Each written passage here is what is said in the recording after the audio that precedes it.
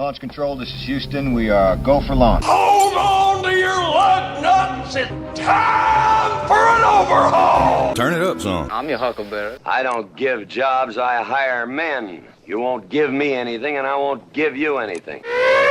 Collision, sir. Whoa, relax. We're not even moving. There's no crying in baseball!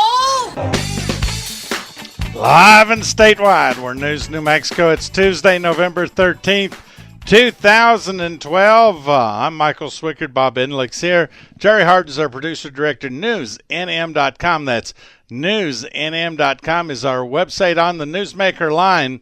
And you have to feel really sorry for her. Poor Marita Noon. It was a hard election, and then she has to go on a business trip to where? Hawaii. All right. EnergyMakesAmericaGreat.org is her website. She has to go on a business trip to Hawaii. Oh, gosh, we're sorry, Marita. No one said it was a business trip. Oh, okay. It didn't look like business on Facebook. All right. You have a column. The Redcoats are, no, it's not the Redcoats are coming. The Redcoats are coming. You have the regulations are coming. The regulations are coming. Oh, man. We're sorry about last week, you know. Thanks. I appreciate the sympathy. Yes, I have that same feeling. All right. Yeah. It was hard. After Tuesday night, I went home. I was at an election party in Albuquerque, and Tuesday night I went home and went to bed, and I didn't really resurface until till Thursday morning. Yeah. Well, and that's all right. The people that won, they won. But here's the thing: is the fact that over the cliff we go. And it's part of what's gonna send us over the cliff is the regulations. I'm thinking America's got to go over the cliff. There's no way they can help themselves. They see the cliff, they cannot help themselves. The people that feel the need to regulate us cannot moderate their behavior. Am I wrong? You are not wrong. You are correct, and sadly, I'm sure part of where you were heading with what you said is what I and many others feel is that this is what it's going to take. Going over the cliff is what it's going to take. Frankly, I wouldn't be surprised if before 2016 we have people literally, if not figuratively, if not literally, marching in the streets with pitchforks when they see where their energy prices are going and what their vote has done to them. Well, you know who they're holding accountable for Hurricane Sandy and all the problems they're having with that? They're holding the energy companies, even though the energy companies aren't the ones that said to the people from Alabama coming to help, oh, no, you can't help us get the power back on. You're not union workers. Isn't that unbelievable? Absolutely baffling where we've come to.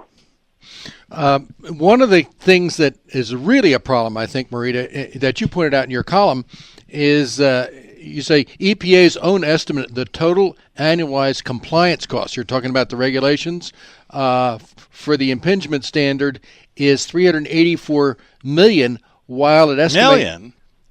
Right, while the cost, this is the cost on the electric plants. Oh, okay. All right, while the cost will yield only $18 million in annualized benefits. The problem we have is that when the regulators have the ability to spend uncontrolled amounts of money for these will-o'-the-wisp sorts of regulations, like reducing the amount of mercury below the threshold in the environment. I mean, that's just dumb. But they have the ability to spend unlimited amounts of money to do so.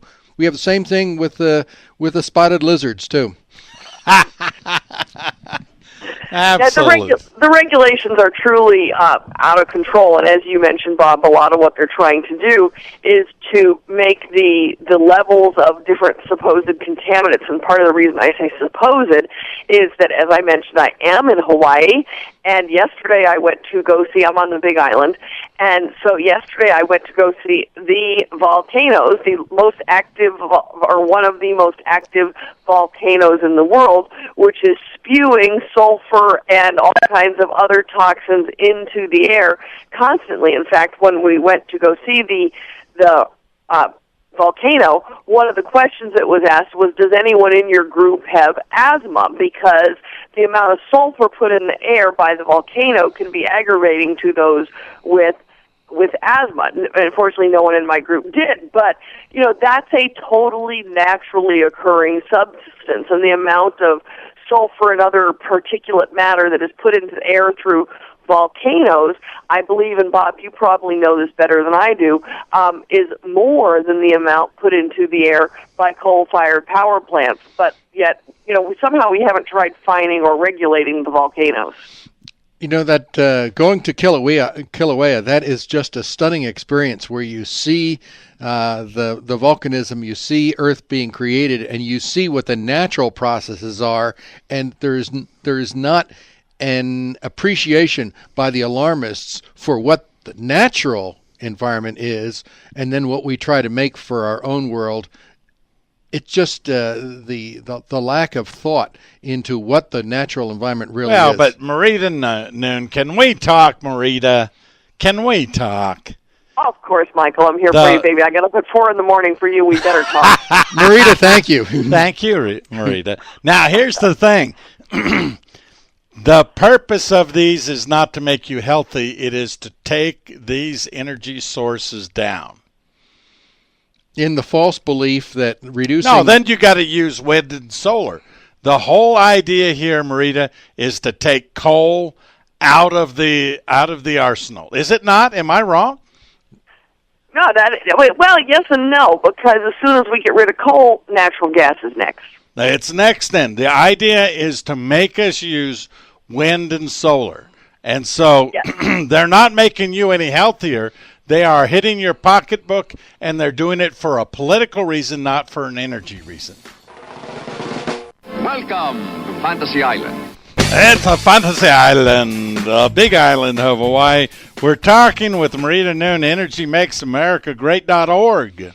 One of the things that Marita and I saw, Michael, at the climate conference in Chicago was this fellow, Alan Carlin. Now, Alan Carlin is a brilliant fellow. He was a physics undergraduate, and then he got his PhD in economics. And he's the guy who said, hey, this endangerment finding for carbon dioxide, this does not comport with the real world. And the administrator said, well, we're not taking that to science doesn't matter to us, essentially, is what she said. But anyhow, this fellow, Alan Carlin, was at this climate conference, and he said, wait till right after the election. That's when the EPA is going to flood us with new regulations, and that is exactly what Marita's talking about. And Alan told us, did she not? Did he not, Marita? He most certainly did, and as you all well know, and your regular listeners know, that's something that I've been, kind of predicting, been talking about, and truly feared, is what will a President Obama do in a second term without the specter of a re-election hanging ahead of him, because that's, I believe, has kept the lid on his actions. As we were talking about before the break, I spoke a month or two ago in Farmington, New Mexico there, and I spoke for the Landman's Association, and a guy came up to me before I spoke, and he said to me, do you think that if Obama wins re-election that he will continue to be pro-natural gas as he appears to be right now?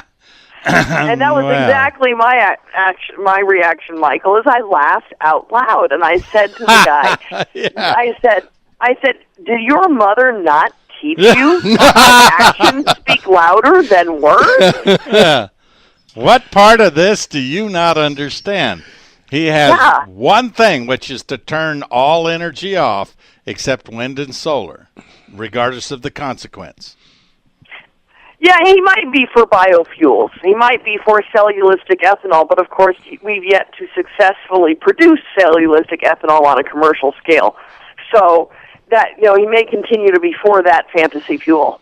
The other thing that sort of strikes me is that that both wind and solar come at one, great cost, and two, the great impossibility of being able to support the modern economy that we have. I mean, just look at the absolute terrible situation those people on Long Island and in central New Jersey are going through. Still don't have the power up, and prospects are for another couple of weeks, and you know, if it's just stunning how that we've got a century's worth of electrical infrastructure that works in the most practical sense, and as if you could change it by the actions of the power systems engineer in chief. Just stunning, the stupidity that I see. Yeah, it's true. And you know, if there's anything we should learn from the Superstorm Sandy situation, is the importance of energy in modern life, because you know, people are suffering drastically. Even those who still have their homes, and even those whose homes have been virtually unharmed by the storm, other than electricity shortage, are you know, suffering greatly because they are without power. And we as a country have just elected someone who would like to see us live like that the majority of the time. Yep. I'm at a loss to explain it other than to say that ain't the way I voted. So, Marita Noon, we'll be right back with you. We'll talk more about your column. Well, here's another nice mess you've gotten me into. That's us speaking to somebody. We've got Marita Noon, EnergyMakesAmericaGreat.org, on the Newsmaker line. Marita, I had this guy I was talking to one time, and he said the parking at UNM was going to get a heck of a lot worse before it got better. And so I said to him, so you think it'll get better? And he said, no. All right, so our energy policies in America are going to get a heck of a lot worse before they get better, and I don't think they're going to get better. What about you?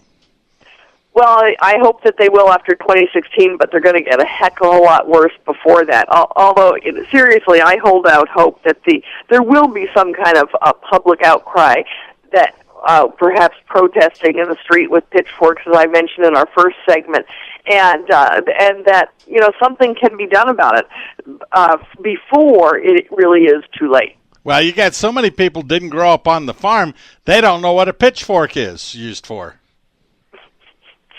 Well, I suppose that's true. Maybe they could use a shovel for their protest. There you go. Yes. All right. They won't be able to use their guns because they won't be able to afford ammunition. Guns. Yes. Now the question really is: we have two states, Colorado and Washington, decided to legalize marijuana in some form. My column this week talks about that, and so now we have a test whether the state can resist the federal government. In energy production, energy usage, we're there, aren't we? Whether or not we can say to the EPA, go away, we are New Mexico. Well, as you well know, that's part of what we've been talking about for a year plus now on the power plants in the Four Corners, that the EPA is trying to push really stringent, extremely expensive regulations on the power plants, shutting down 5 of the 9 units that are there, going to put us in a situation much like Long Island, but we'll be there by choice, well, sort of by choice, but not by force of nature, by force of EPA regulation, and Lisa Jackson. Yeah, we will be put there by regulation. We certainly will be. And in the state of New Mexico, our departments have come up with their own plan, but the EPA continually rejects a more cost-effective plan that produces essentially the same results. Well, again, this is the question, and I'm not advocating marijuana. I'm just saying it is the test case that if the people in Colorado can tell the federal government to go somewhere else when it comes to marijuana, they can also tell them go away for EPA too, can't they? Don't you think? Well, we might be able to carry that off. I don't know if have you seen, particularly Bob, have you seen the results of the constitutional amendment in the state of Michigan that they had on their ballot regarding wind energy? No, I did not. Go ahead. The state of Michigan had a constitutional amendment on their ballot mandating 25% of their energy come from, I'm sorry, I don't recall if it was renewable sources or if it was strictly wind energy, but my memory tells me it's wind energy. I have a column posted on my blog on the CARE website, which is responsibleenergy.org, and it's not a column I wrote, it's a column a friend of mine wrote that addressed the fact that in Michigan they voted down this amendment requiring wind energy. Well, one of the problems with wind energy is no matter what people write in these human-caused, created rules, nature has other... Mother Nature can make you do different things. That's right. Mother Nature's in charge, and don't pretend like we're in charge. We just live here. Marita Noon, we appreciate everything you do, including getting up at 4 in the morning to talk to us on News New Mexico. Gosh, what a trooper. Thank you so much, Marita. I'm here for you guys, and then now I'm going back to bed. I figured as much. You can go to energymakesamericagreat.org and read more with Marita Noon. She's also townhall.com, one of the columnists. Go to Sunday. Be sure to read her column and click you like it. It helps.